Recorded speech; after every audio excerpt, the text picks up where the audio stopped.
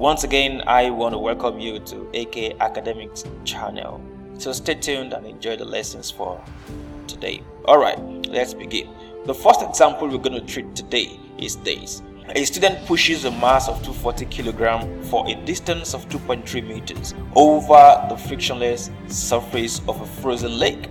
He exerts a constant horizontal force F with the magnitude F equal 130 newtons. If the mass starts from rest, what is the final velocity of the mass? The first thing we want to look at right now is to try to imagine what is going on. First of all, as you can see here, we can assume that this is the mass here as the black dot you're looking at here, and then it is being pushed by a student over a frozen lake. So if it's been pushed, that simply means if it's been pushed in this direction, it simply means this is the force, pulling it. And we have discussed in the previous presentations and teachings that acceleration is always in the same direction with the force. So you can see the mass here, it is being pushed in this direction. You can see the acceleration also moving in this direction, and then the mass is represented as 240 kg, which is exactly what we have in the question. We have our distance and then we know our initial velocity. The best equation that we can use to solve this problem is v squared equal to v naught squared plus 2a multiplied by x minus x naught. V represents the final velocity that we are looking for. V naught represents the initial velocity of the mass. A represents the acceleration of the mass, and x minus x naught represents the displacement of the mass. This is the equation we're going to use, and let's go ahead. The mass is starting from rest, so V naught is going to be equal to 0, so that means this is going to disappear. Also, x minus x naught is our displacement, so you can simply say x minus x naught is equal to d, which represents the displacement. If you put all of these in this equation, you can reduce this long equation into something this short. V naught is 0, it goes off, and then x minus x naught, you replace that with d. You replace that with d, so you have v squared equal to 2ad. If you take the square root of both sides, you have our v equal to square root of 2ad, where a is the acceleration of the mass and d is the displacement. So we know the displacement from the question, we know the distance rather from the question, and that is 2.3 meters. We can easily put that here. The acceleration is not given in the question, but we do have our force, so that simply means we have to find the acceleration ourselves. So if we go ahead and say, from what we do know from Newton's laws of motion, we do know that summation of fx equal to max, where summation of f of x means the net force in the horizontal direction. This would mean that we multiply, and that is going to be equal to max, where m is the mass of the object and ax is the horizontal acceleration with which the object travels, or the mass travels. Summation of f of x is 130 newtons, mass is 240, and then we are left with a of x. So from this expression here, we can find our a of x. If we go ahead to carry out simple calculations, we find out that our a of x will be equal to 130 over 240. If you divide both sides by 240, leaving us with a here, you have 130 over 240, and that gives us 0.542 meters per second squared. Now that we have our a, which is the horizontal acceleration, we can go back to the final velocity expression we obtained right up here and say our v would be equal to 2 multiplied by the a that we just obtained, 0.542 meters per second squared, multiplied by our d already given to us in the question, which is the distance 2.3. If we multiply those and then find the square root, we will find that our final velocity at the end of the day for the mass will be equal to 1.6 meters per second. This is exactly what we have been asked to look for, the final velocity. Now, this is the A part of this question. There is a B part. In the B part of the question, the student wants to reverse the direction of the velocity of the mass m in 4.5 seconds. With what constant force must he push on the mass? Now, this is a little bit sensitive. We have to be careful in trying to find a solution to this. First of all, we know that our fx equal to max. where Fx is the horizontal force, m is the mass of the body, and ax is the horizontal acceleration. So if we go ahead, we also know that our v is equal to v0 plus at.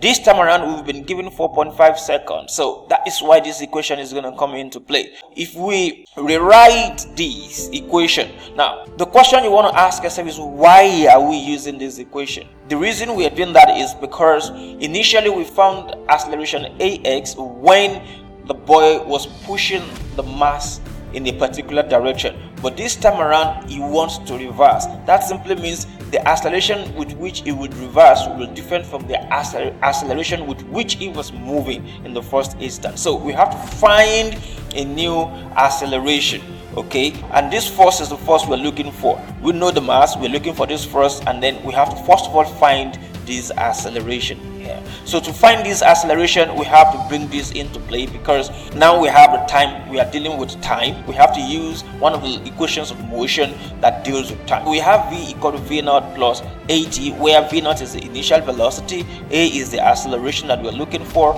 and then t is the time it will take the boy to reverse the motion. Okay, so if we rearrange this equation of motion, we have ax equal to v minus v0. If you just move v0 to this other side here, you have v minus v0, and then divide both sides by t, you have v minus v0 divided by t. The initial solution that we obtained our v final velocity to be 1.6 meters per second, but in this particular case the final velocity we obtained will become the initial velocity, because as we were going we obtained the final velocity, and after attaining that final velocity the boy decides to reverse. So at the point where he is reversing, the final velocity for the previous motion becomes the initial velocity for the current motion, for the current activity. So the initial velocity right now will be this 1.6 here, and then the final velocity would be minus 1.6. It simply means that since we are reversing the motion, we are now moving in the negative direction. So the magnitude of the velocity remains the same, but the direction is now different because we are reversing. We were going forward, we got our final velocity to be 1.6 meters per second. Now that we are reversing, the final velocity is now going to be minus 1.6 meters per second, while the initial velocity would be the 1.6 meters per second. Okay, this is very sensitive, so take your time to look at it over and over and make sure you understand this. If you have any question regarding this explanation of what is going on here, do not hesitate to ask me that question in the comment section. I will do well to respond to you as soon as I see your question. All right, so divide that by the time given, 4.5 given in the question here. 4.5 is given in the question at the time. If you carry out this arithmetic operation, you will find out that our ax will be equal to minus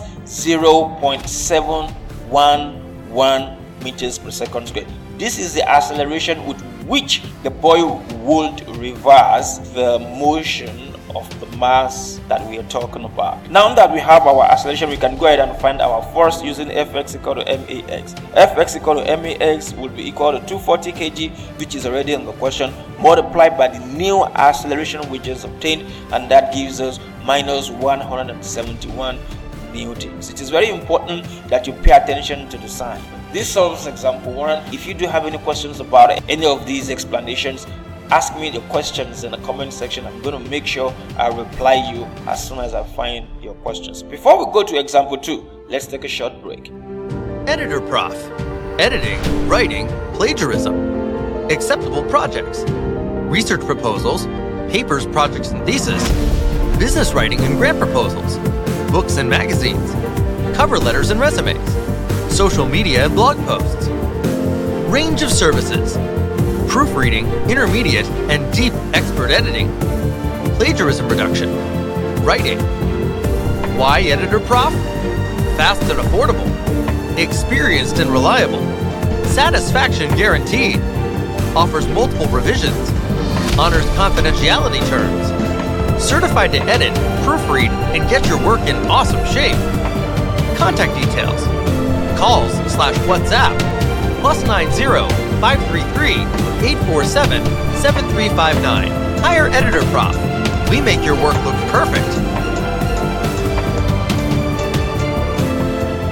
Welcome back. Here is example 2. A mass M of 360 kg rests on the bed of a truck that is moving at a constant speed of V0 equal to 120 kilometers per hour. The driver slows to 62 kilometers per hour in 17 seconds. What force acts on the mass during this time? Assume that the mass doesn't slide. When you have a question like this, the first thing you do is you picture it, create an imagination of what the question is talking about, all right, and then from there try to represent it on the XY plane so that it will be easier for you to identify all the forces acting on the mass. All right, let's try to picture and imagine what is going on. So we've been told that there is a truck, so you can just draw an imaginary truck in your brain, or if you have the time you can put the truck on paper, draw it on paper. So I drew the truck here, so it's going to be easier for you to follow this explanation.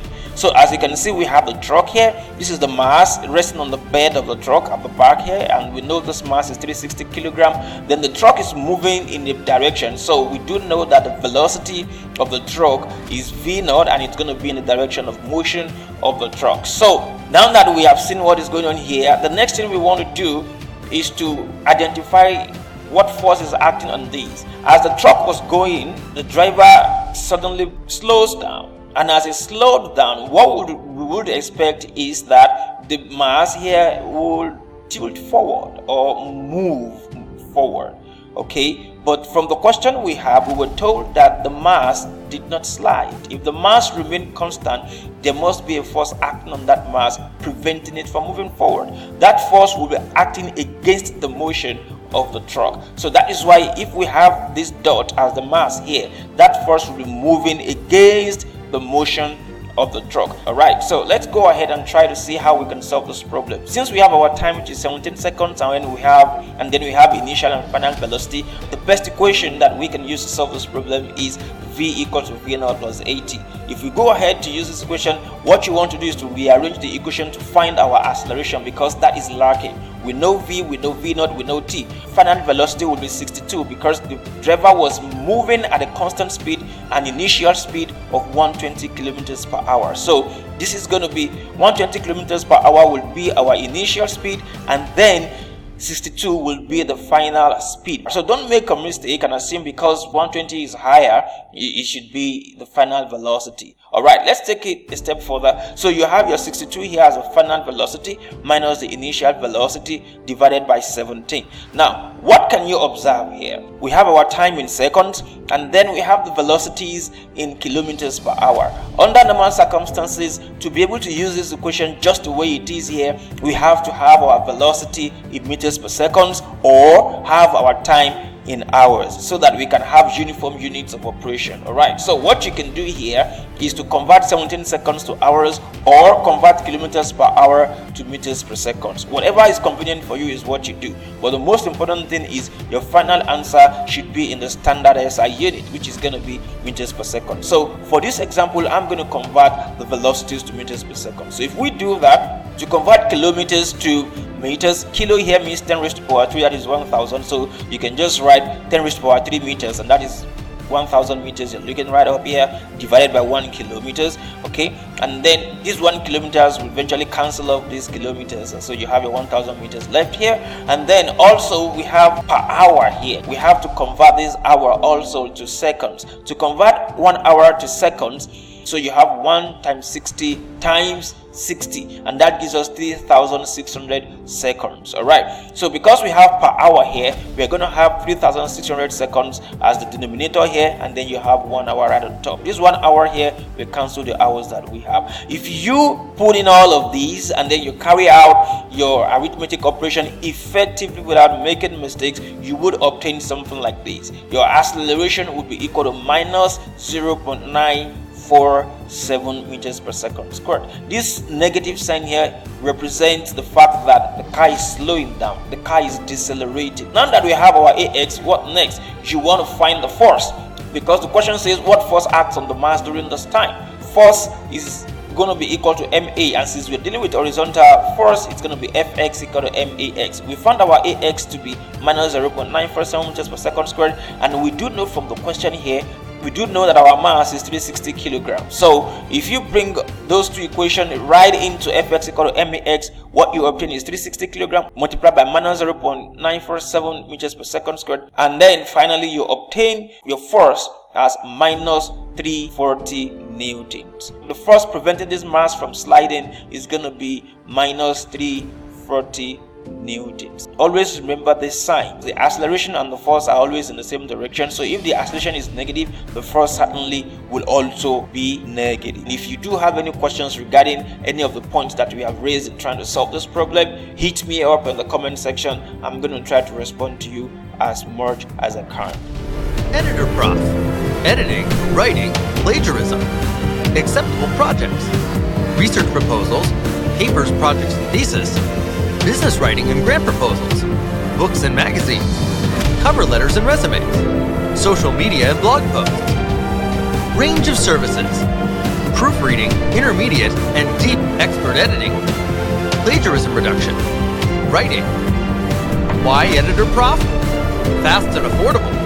Experienced and reliable. Satisfaction guaranteed. Offers multiple revisions. Honors confidentiality terms. Certified to edit, proofread, and get your work in awesome shape. Contact details. Calls/WhatsApp +90 533 847 7359. Hire Editor Prof. We make your work look perfect.